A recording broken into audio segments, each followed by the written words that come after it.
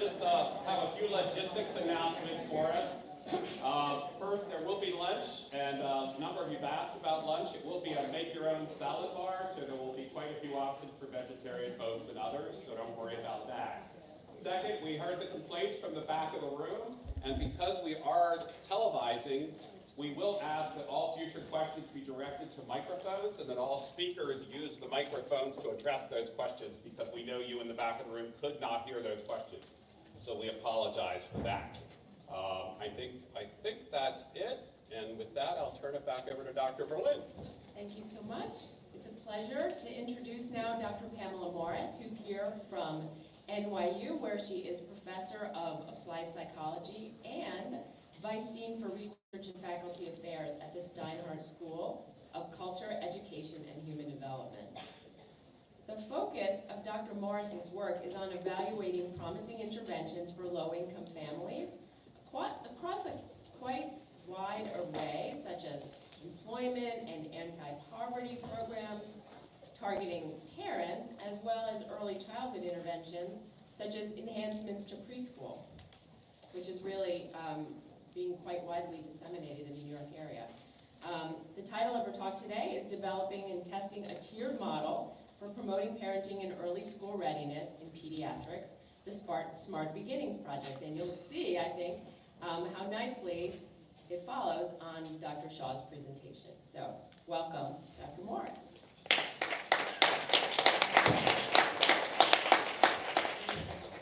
Thank you, everybody. Can everybody hear me okay? Yes? This is working, supposedly? Okay. We shall see if this works, and if it gets difficult, I can use this. So good morning. As you'll see in a second, yes, this work is done in collaboration with Danny Shaw, who you just heard from, so he actually saved me a lot of work, and that I only have to present half of the model in detail, and we'll really build on the last conversation we just had. I also want to acknowledge Alan Mendelson, who's working with us very closely on this work, and was the original developer, as you'll see in a minute, of a major component of the model that I'll be talking about today. I also want to acknowledge that this is there's actually a broad team at each of our sites that is working incredibly diligently and carefully on this work. Obviously, this is both an intervention project as well as a research study that I'm going to be talking about today, and just requires a very large and engaged team. I also want to acknowledge funding from NICHD for this effort that was awarded several years ago, and we're in the middle of delivering on right now. So a little bit of motivation for this work. So you heard a little bit of this already, and I don't think that anybody here will, that this will be a surprise to anybody in the room. But you can imagine the ways in which poverty-related disparities in early childhood development exist, and that they translate into challenges for kids in terms of school readiness. These kids enter school behind their peers who are from families that are more affluent, and that they have implication for kids' long-term educational achievement. What we find is that very, very early in childhood, we see the detriments of poverty emerging, as you saw in some of Danny's work in behavior problems, but not just in behavior problems, also in kids' early reading skills, early numeracy skills. Those gaps either are maintained as kids enter school, or they sometimes increase over time as kids enter very challenging public school systems as well.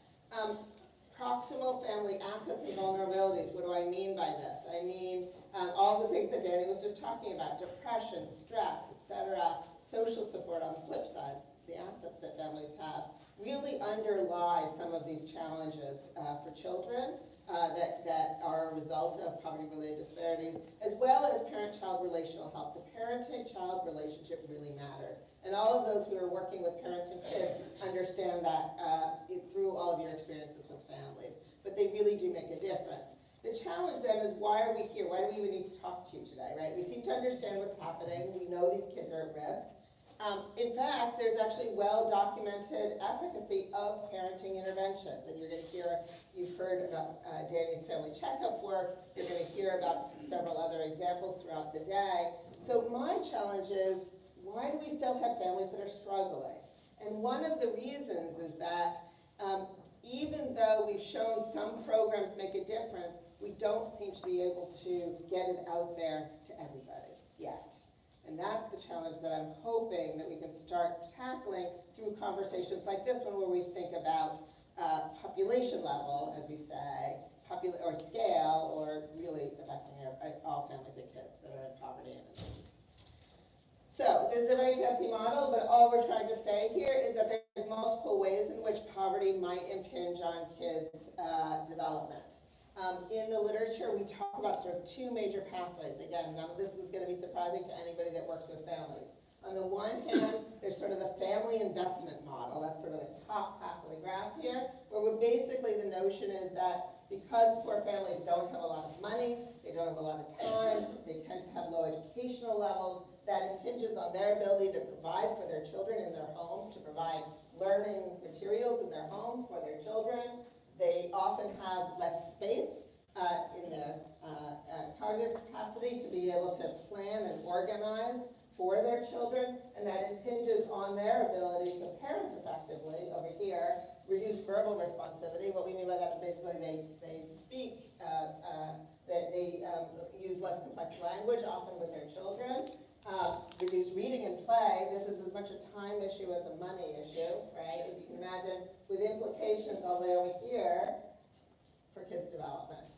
On the other half of the pathway, we have a lot of the themes that you heard in the last presentation about stress and depression, also in family relationships and family discord that come from living under financial strain on a regular and ongoing basis, that impinge on and discrimination, the question in the back earlier, that impinge on stress and depression, psychosocial and assets and vulnerabilities of parents, that again make it really hard for parents to be warm and contingent and all the kinds of things that we really want parents to be on, again, a regular and ongoing basis to support kids' development. The only last thing I'll point out from this slide is the ways in which, and you all know this from your work with young kids, the ways in which it's not just about how kids are doing at school or how they're doing emotionally or how they're behaving, how self-regulated they are. But we understand that these things are all intertwined, right? The ways in which kids can regulate and focus and their attention affects the extent to which they can learn and can engage in learning activities in school. So all of this is intertwined, and it makes it very complicated to think about how can we intervene and support these families. That said, we've got a number of models of parenting interventions that have demonstrated effects. There's well-documented effects of a number of parenting interventions. There's a number of researchers. Mary Dozier's in the room, and we'll be talking in a second. You've heard Danny Shaw's work. There's actually been work over the last 10 or 20 years on parenting interventions. We know what works in terms of warmth and responsive parenting. There are these well-documented parenting effects. So why are there barriers? And these are some of the themes you already heard highlighted this morning. Very few parents, it's very hard to engage families, right? In part, very few families participate. I love Danny's 2 families, 3 families showing up initially for services. That really matters, right? Part of this is just about how do we engage families. It's also hard to identify platforms where families are already present. What do I mean by that? Well, I mean, where are families already engaging, where we can then go in and deliver our interventions rather than asking families to come to us. Turns out that schools are a great place to find kids, right? Because kids go to public school. All kids go to public school.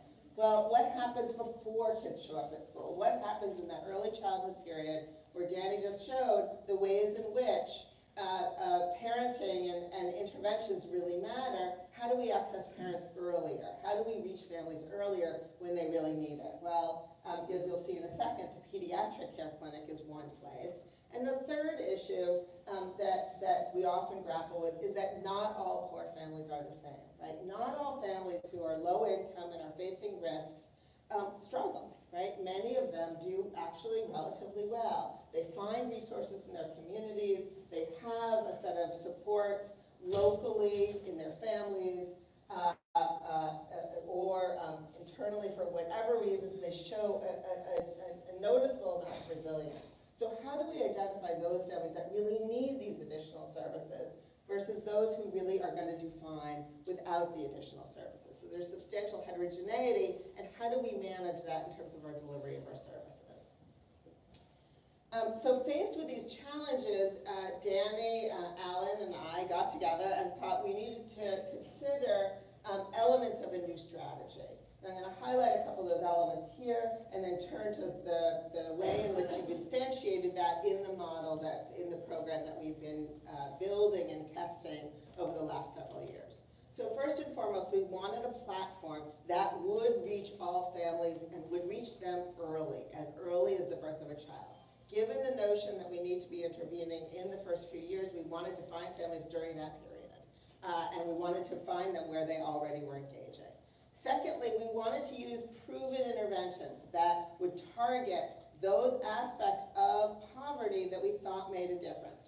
Those aspects of parent-child interactions that we thought, that we were showing from the poverty slide, that we thought mattered, right? That we thought were playing a role here. Third, we wanted to address this issue of heterogeneity, of variation, essentially among the low-income population. We understood that we should not be treating all low-income families the same, and we wanted a model that had the flexibility to address, that we could tailor to the needs of high and low-risk families differently. And that does two things for us. One is it recognizes that variability. But secondly, it allows us to be more efficient in our targeting. It allows us to ensure that our programs are not giving service, that we can sort of most effectively deliver what is really essentially a relatively limited set of resources that we all know are there to support low-income families. And finally, we wanted costs to stay low. We wanted to be able to do this in a way that wouldn't be so astronomical that question in the back, that when we went to state legislatures or policymakers in Washington, they would say, well, that sounds lovely, but there's no way we're going to be able to fit that into our budgets. So we wanted something that could be implementable. First and foremost, as we thought about the platform, we came to recognize the value of pediatric primary care as a platform. And this really came from Alan Mendelssohn's work, where he had recognized that there was a huge number of families that already are showing up for well-child visits. And this is one of the few places that we don't see a difference between low-income families and more affluent families showing up. 91% of children under the age 2 go to their doctor, bring their children under the age 2, have their families bring them to the doctor, and they have at least one well-child visit, and often many, many, many well-child visits. So even if they miss 1 or 2 visits, it turns out there's actually 13 to 15 contacts through the age of 5 that actually are recommended, and many families go to lots of them, right? I mean, I don't know how many of you here have had little kids, but it was sort of, there was that 2-week visit, and there's a 1-month visit, and then you're back again. I mean, you're there all the time, and families are going because they're really worried. Is my kid doing okay? They're growing okay? And, I'm worried about the fact that they're crying at night, they're not sleeping at night, so they're showing up on a regular and ongoing basis and seeking advice from the physician. The advantage of embedding an intervention in the pediatric care clinic is that it also allows for a low marginal cost. The added cost of putting an intervention within that existing system is relatively small. We didn't need to find a new space to rent. All we needed was an office in a pediatric office to be able to embed the services that we were delivering. And finally, we knew about this really interesting program called Reach Out and Read. And I don't know how many people in this room know about it, but it's a really fascinating program. It's a relatively simple program in some ways, right? It's this brilliant idea that basically people are already going to the doctor. You might as well give them a book that's developmentally appropriate when they're there meeting with the doctor. So somebody can give them a book and literacy guidance at the well-child visit. It turns out that it allowed Reach Out and Read, because of its, it had a lot of popularity early on, and pediatrician offices were like, sure, come, we don't care, that sounds great, give them a book, sounds perfect. It ended up being taken up by a lot of hospitals and pediatric offices, such that it was it's actually in 20, we think it's reaching about 25 to 30% of all low-income families in the U.S. About 3.9 million children. This is data from several years ago now, so it's probably even higher now. And in fact, there's some research studies that have been conducted by Alan Mendelsohn and others that show documented impacts on that very small intervention on families reading aloud and children's vocabulary, despite it's a relatively low intensity intervention. So what is the model we're talking about here? So the model, we call it Smart Beginnings. It is a birth to 3 model. So the notion is we do think that we should have intervention across the first 3 years of the child's life. We do, as I said, use the pediatric primary care platform as a universal platform. The notion is we do want to reach families where they are to facilitate population level engagement and scalability. We combine 2 interventions. So we combine something called the Video Interaction Project, which I will show you about more in a second, but it's provided to every single family that we want to intervene with. And then we pair that with a targeted intervention, and this is the downward extension. This is where family checkup comes in for those families that screen for higher risk. We implement Danny Shaw's and Tom DeShawn's family checkup program, and we deliver that through home visiting. And so you'll see how the 2 are paired together in a second. We use, because of the engagement, because of the integration of family checkup in the Smart Beginnings model, we do use periodic screening, and we screen for exactly those things where we think that family checkup can make a difference, and that helps us identify through Danny's early data those families that we think can benefit the most from the dual intervention. The notion is it's really an opportunity to build on parents' health care goals for behavior and development, but in a trusted and non-stigmatized setting. And I want to really emphasize this. We do think that some of the power, we hope, we're very limited findings so far, but some of the power we hope behind this model is that we're in the pediatric offices. And I want to emphasize that we think we get a lot of value of that. If we have somebody else in the office, parents tend to trust what they're going to say because they're in a setting where they already trust, they're already seeking information, and they already trust what's going on there. Okay, so let me show you a little bit about how we're trying to address population level impact through the Smart Beginnings approach. So first and foremost, and I've said some of this, so I'll do this relatively quickly. First, as I said, a major issue is engagement and scalability. So here what we're trying to do is identify families through the pediatric care clinic and engage them initially there. And that's where we implement this first part of the model, the Video Interaction Project.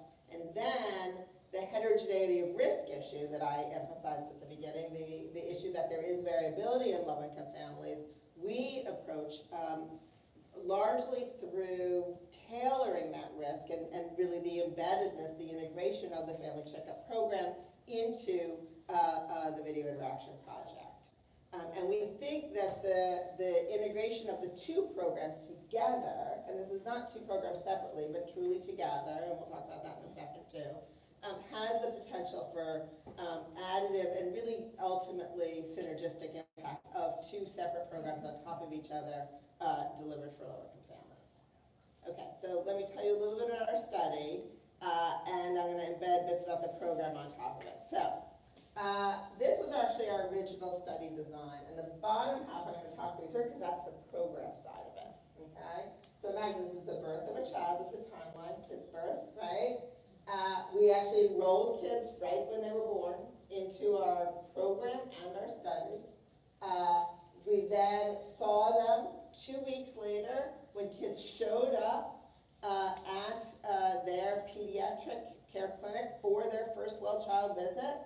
For those of you who remember having a baby, the 2-week visit is when that first weight check occurs. Families that showed up at the pediatric care clinic, we knew were actually going to get services in the pediatric clinic. We then randomized families who agreed to participate in our study, and we delivered for half of the families this intervention model. That included a series of VIP visits, and you see VIP all along the bottom, BAPVP. Those are all linked to well-child visits that are happening in the pediatric care clinic. And then we pair that with 2 phases of FCU visits at 2 points in the child's life, at 6 months, and then again at 18 months of age, when we screen families for family checkup and we deliver all of the model that Dave just described, the family checkup set of services. The get to know you visit, that screening tool, those beautiful red and green charts that you saw, that engagement of families, and then a set of follow-ups for those families for which that was consistent with their goals. So you can see 2 sets of that. This initial set said we were ending VIP at 2 years. We've actually extended that to 3 years. We think that's really important for families to have a full 3-year model. That was the original vision of the effort. And then on top of this is actually our study.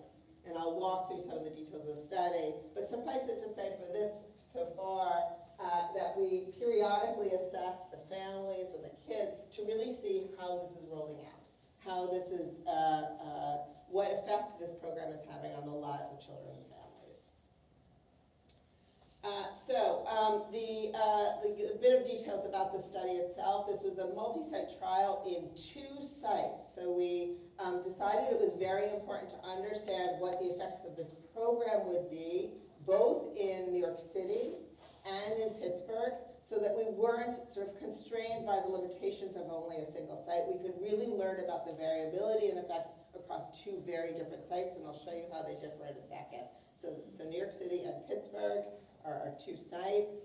We recruited mothers, as I said, in the hospital nursery shortly after birth, initially, but then followed them to that first well-child visit. We have a sample of about 400 families, 200 in each site, but they are randomized, so that half of the family in each site are getting the integrated video interaction project and family checkup intervention, the Smart Beginnings program, and the other half are not.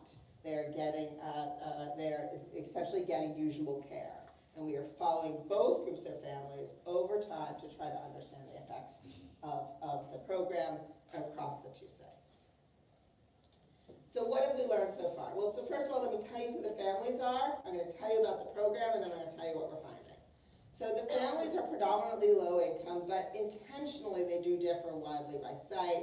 So in New York City, we're actually serving primarily immigrant Latino families. About 84% of the families are Latino families. Most of them are married or cohabiting with a partner. Only about half of them have a high school graduation degree, are high school graduates. So relatively low levels of education. And because it's New York City, not surprisingly, and these are families that mostly are partnered, there is substantial crowding in their living arrangements. By contrast, the Pittsburgh sample is relatively different. It is mainly African-American families, about 82% African-American families. Many fewer mothers are married or cohabiting with a partner, about 40%. But most of them do have a high school degree, about 84%. But both sites have families that are below the poverty level. Okay, so there's just a little bit of a sense of the 2 sites. And like I said, we intentionally wanted 2 sites that would really look very different, so we could understand whether the program would be equally effective in 2 very different contexts. These are different sized cities, these are different samples. The other piece is that, the other thing I want to highlight about that is that in these 2 sites, we had developed each component of the intervention. So Alan Mendelsohn had built the video interaction project in New York City at Bellevue. So we were testing it first and foremost in a place where he had initially built it, and then he had to transport that program to an entire Pittsburgh team. As you just heard, Danny Shaw, with his team, had been building out family checkup for older children, adolescents, and then with toddlers, and then that had to get transported and downward extended to 6 months old, but in New York City. So we also really wanted to understand, could a different team actually implement the intervention under different supervision? All right, so let me tell you what the Video Interaction Project is. I'm going to tell you in words, and I'm going to show you some video in a second. So the Video Interaction Project was intended to support parenting in a shared reading, pretend play, and daily routines. Basically what happened is a developmental specialist was placed in pediatric offices, met with parents for a very relatively short period of time, for about 30 minutes. They would then video, they would teach the mom about engagement in an activity. I'm going to show you this in a second. They would video a mom and a baby playing together, and then they would review that video with the parent, and they would point out times in which the parent and child were doing things really well, and moments where they may want to tweak what they were doing, right? So it was very, so I was a teacher many, many years ago. Before I went into graduate school, I worked with toddlers, and we used to go to these professional development sessions, and I once heard Barry Brazelton speak. And I remember him getting up and talking about how he used to work with families in pediatrics, where he said you'd sit there and you'd have the baby there, and he said, like, the baby would turn away, and you would actually nudge and be like, oh my God, you just looked and the baby looked. And it was one of those moments of contingent interactions, as we call it. And he would highlight these moments for families. And it was exactly when I heard Ellen Mendelsohn talk about the Video Interaction Project, I heard the same kind of thing, right? It is these, how do we tell families when they're doing things right? A lot of what you just heard Danny Shaw say as well. How do we really emphasize the strength that families have while simultaneously help support them and say, hey, wait, that was a moment when the kid was trying to get your attention and you happened to be turning away. So how did you help them get back to that? So they can really learn to be in the early phases, to be more responsive to children's cues. So as I said, primary strategy is to use videotapes, encourage strengths, and they also had these props, have these learning materials. Okay, so let me show you a video, if it's worth of a mom and a baby getting the video interaction project. And the woman on your left is the interventionist, the woman on the right is the mom and the baby.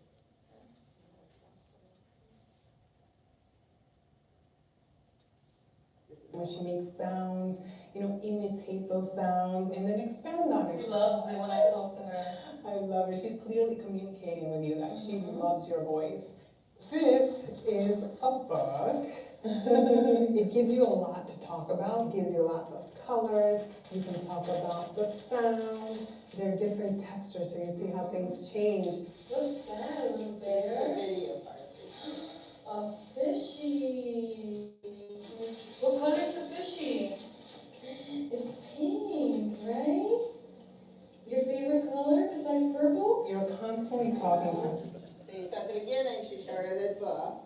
Then she actually went and watched the mom with the baby in the video, and now she's reflecting on that video in this last part. Throughout the whole sharing of the book.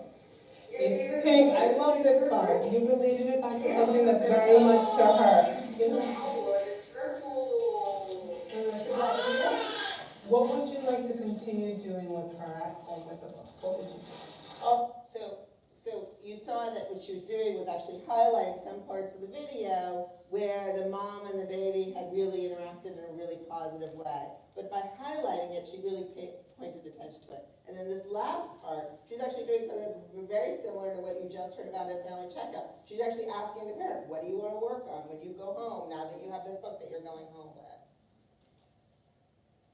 The same thing, play with her, like show her the different colors. Oh, and also like I also make up stories, Absolutely. See you soon. Bye.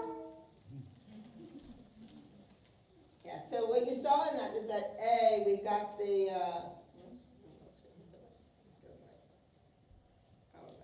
okay, sorry, I'll tell you the results in a second. What you saw in that is that she started with a book, a prop, and that's actually books as well as play materials. Sometimes it's learning materials as the kids get older. That was the 4-month visit, so it's one of those nice fluffy books, right?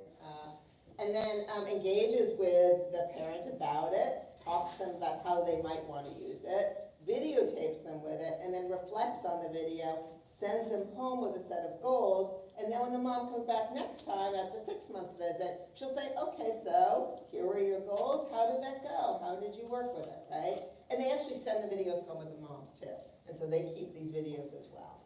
and often actually watch them with their families. It's one of the few videos actually, in the old days when Alan used to develop this program, it was actually one of the few videos families had of their kids. Now with cell phones, I think that's probably less of the case. But they really are nice videos that families then use as keepsakes, but also, frankly, to, we hope, remember these kinds of moments of interaction and moments of connection. So what has Alan and his research team found as a result of the video interaction project by itself, he's found very positive effects, favorable effects on impacts on parenting, and these are from randomized trials like this one, where a set of families are getting the intervention compared to a set of families that were randomized not to. He sees increased parent-child interactions through reading and teaching and play. He actually finds reduced television exposure. I actually don't think he expected that initially, but you can imagine when moms and babies are interacting more positively, and engaging more, they may be putting their child less in front of the television as well, and reduce parent stress, which we think is probably coming in. Remember, they're not directly addressing stress.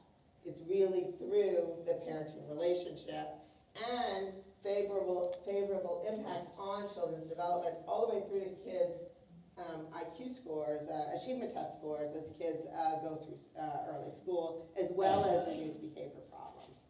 So very impressive set of early results. Let me just show you some parents talking about their experience in VIP, because I think their stories say it best.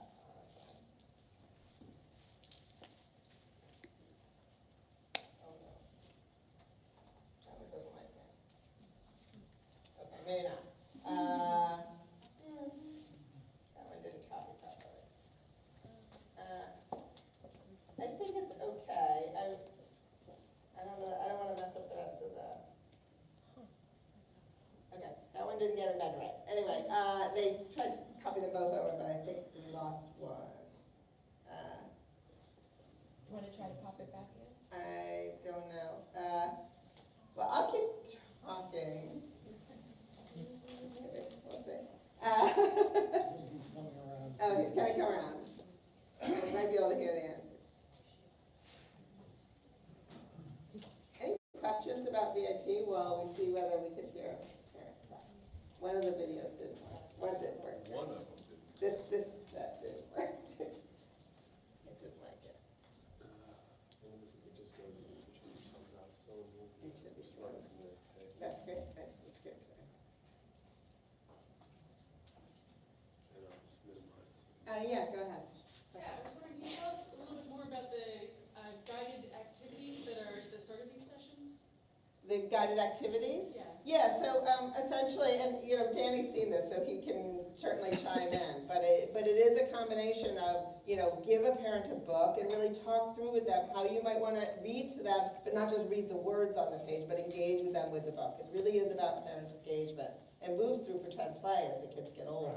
Right, and it's set up by the week, how old the child is, so it's meant to push them a little further, so they're not expected to know everything, and then they can benefit from the feedback immediately, take it home, and they get to keep that toy or whatever it is that week, which is great. Yeah. So each week it's a different set of activities. So for those in the back who didn't hear, it's a book initially, it's a toy later, it's developmentally aligned, so that the early part is really about labeling, right? Or engaging the child using very simple language. As the kids get older, it really is sort of much more deep pretend, more engaged pretend play activities that are linked. Yeah, in the back. I'm really concerned about the dramatic decrease in eye contact and interaction with cell phone use. And you see it all the time with parents at the playground or wherever not interacting with their child. I'm wondering if you guys directly address that. It is, so Al has been really interested, and we have too, in making sure actually we're understanding whether we have effects on that, right? So some of that we hope might be mitigated by parents really enjoying interactions on a regular basis with kids. So we really come about it through that route, right? Through talking to parents about how they can engage effectively with kids. Yeah, I think it's going around it rather than taking on direct, rather than saying, don't do this with your kid, giving them other places, and then hopefully we'll see improvements that way. Yeah. That's the idea. I think he's ready. Good. I don't know which one it is. Oh, it's combination of parents.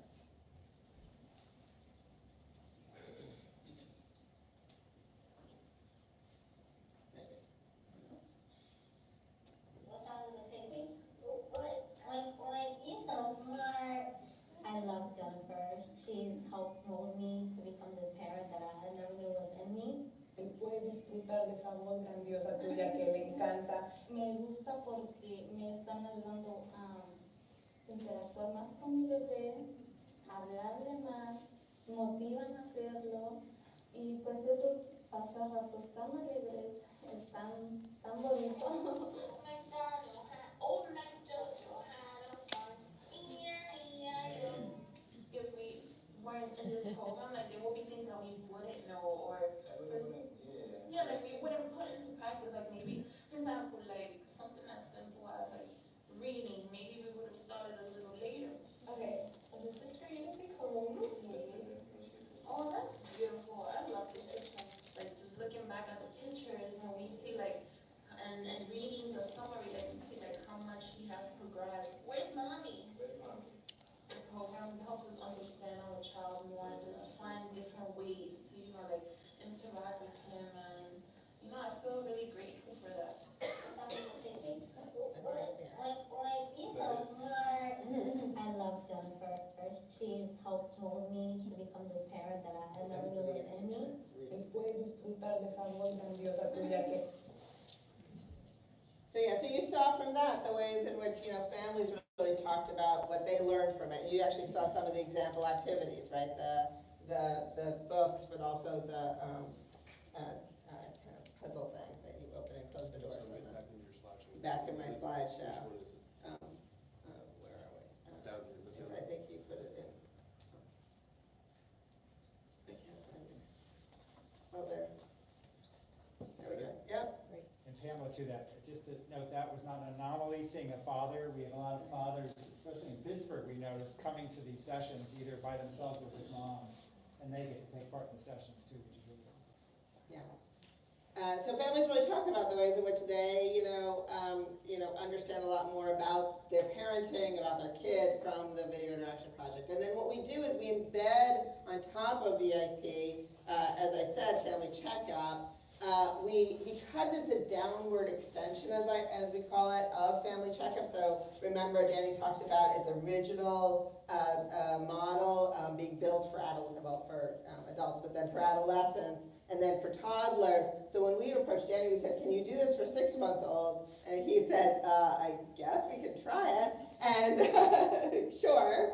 And but it meant that two things had to shift. A, we had to think about how to screen families differently for the need for family checkup. And we ended up deciding to screen families on a variety of characteristics that included ecological risks as well as the typical parenting assets and stressors and parenting practices and child outcomes. But you can imagine one of the challenges in doing that is that, for a toddler, what is a parent talking about? They're talking about the behavior problems of their kid a lot, right?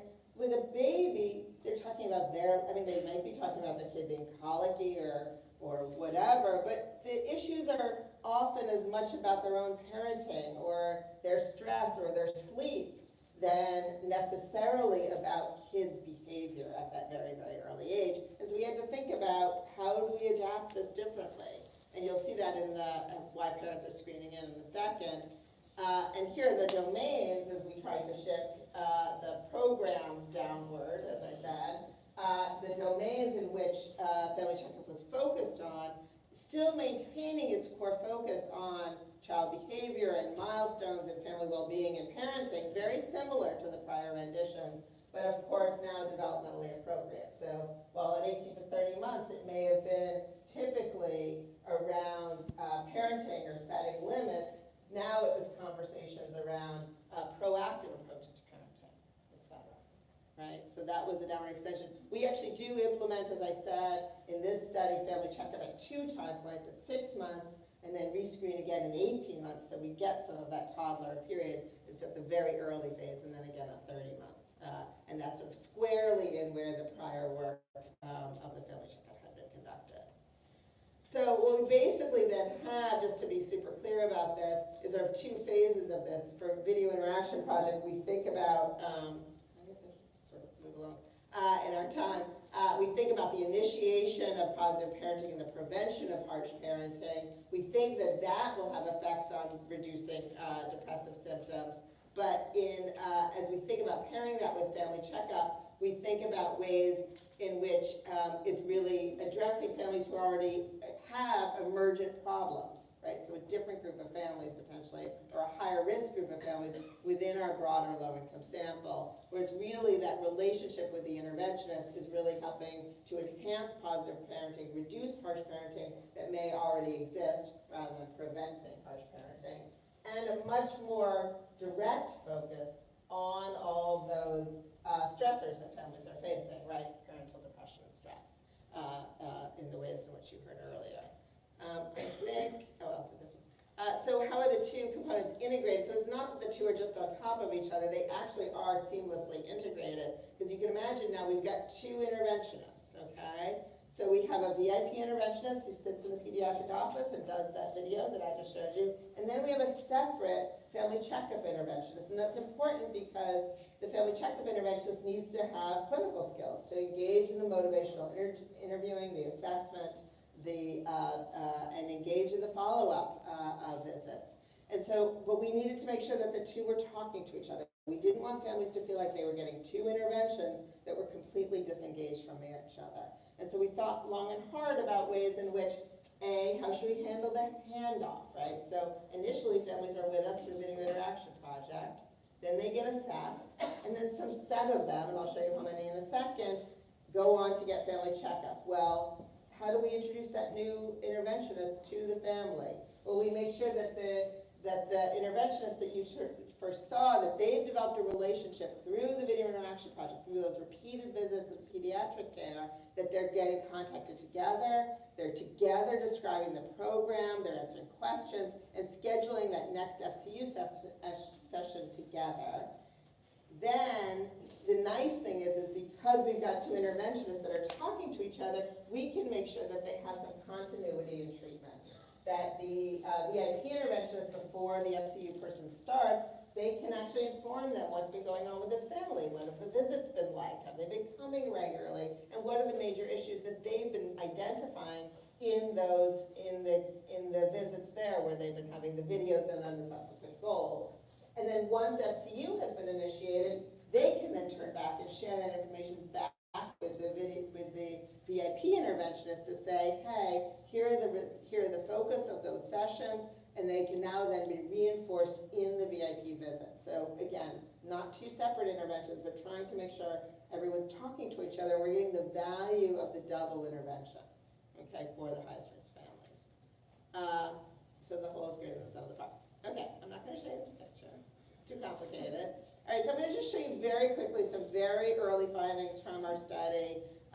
This is a partial sample, so big caution, but we're finding some very encouraging effects, both in terms of participation as well as in terms of early impacts.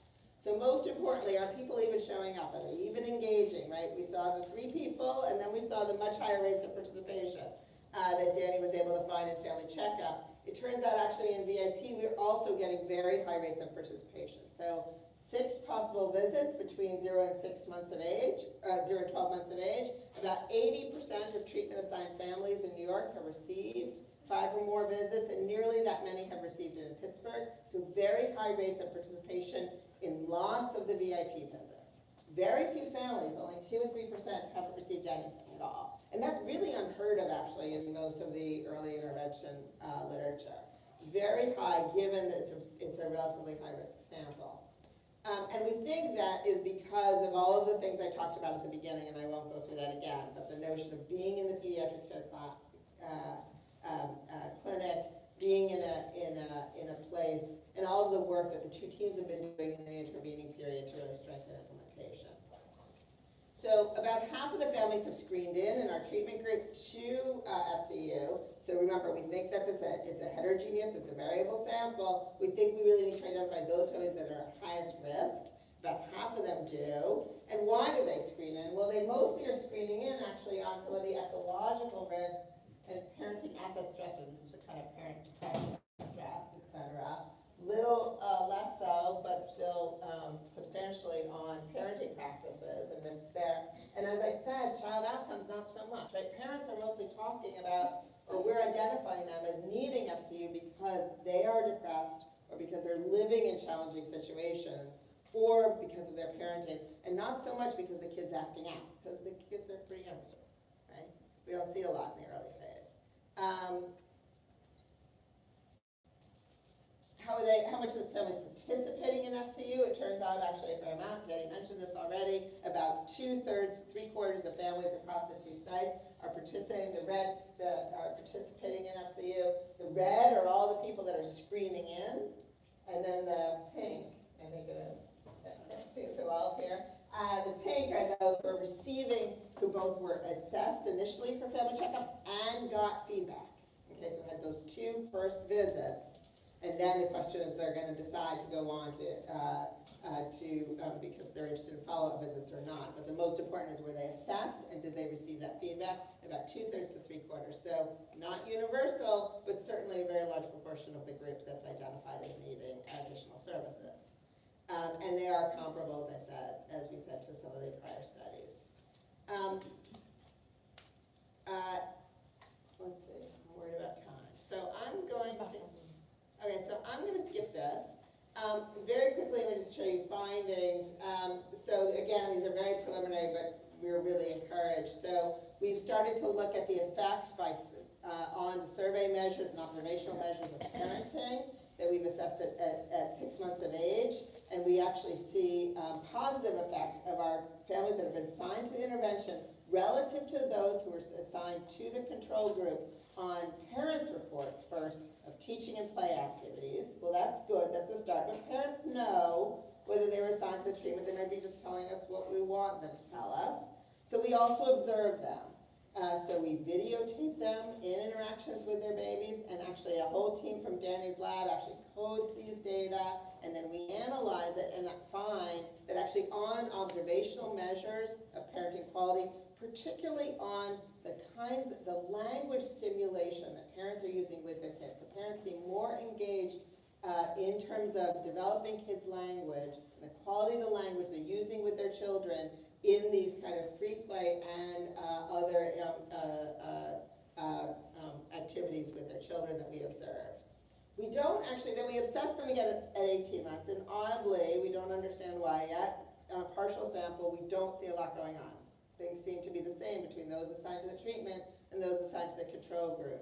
But then when we go back at 24 months again, and again, this is a partial sample, it's actually only 100 cases that we've been looking at so far in New York City at 24 months because of the way we enrolled the sample, we actually are seeing some really exciting improvements both in parenting and in the cognitive home environment, how they're engaging with their kids in terms of providing learning materials and engaging with their kids in the home.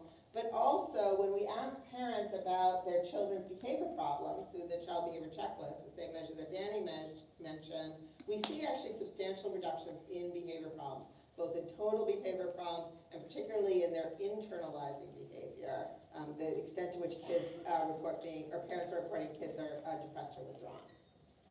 So encouraging, but still a very early sample, and we're excited to continue to follow them up. So next steps, we are continuing to analyze these data as they're coming in. We just submitted over the summer a follow-up research study to follow these families. We really want to know not only what happens when the kids are 0 to 3, but what happens as they move particularly into their preschool and early schooling environments at age 4 and 6. We really want to, in doing that, not only understand the effects for everybody, but understand some of the effects of VIP alone for the lower risk families and the effects of VIP plus FCU for the higher risk families. What are the differential effects that we see for those 2 groups? And then finally, as Danny mentioned, one of the most important things is we really want to see if we can back out of this eventually a screening tool, right? So ultimately, what does the field need? It really needs a way to identify those families, not only who are at risk, but those families who are both at risk and will benefit from a program like this. And if we can do that, then we can target services much more effectively to those families and identify other services for the families that won't benefit from these services. So finally, it is possible, we think, this study suggests that it's possible to both reach and engage low-income families in preventive interventions. We think that some sort of universal platform is probably key. In our case, we selected, and I think it's a really interesting one, I wish more things were going on there, the pediatric platform. Danny, when he started, said, doctors don't have the time. That's absolutely true, but it doesn't mean we can't embed interventions into pediatric care through programs like VIP or Reach Out and Read. I think it's because it's universal and it's trusted. I think there's a huge amount of cachet in that for families. The early findings that have started to emerge from our effort show promise of our integrated approach, and we think some of the critical components might be this core relationship the families have with their interventionists, and that we've tried to integrate the two interventions together. So the two interventionists is seamless for families, so they don't experience it as two separate interventions, but one in which one is sort of building off of the other. And this recognition of the variation in services that are really necessary for families at varying levels of risk and with varying types of goals, right? And that targeting, that tailoring, we think is critical as well to success. The result, though, we hope eventually we'll see is potential of transformative changes for addressing what we have seen as sort of this long-standing challenges of poverty that have really felt intractable for a very long time, and not because we don't understand what's going on, but we don't understand how to reach everybody and know what to do about it. So, thank you.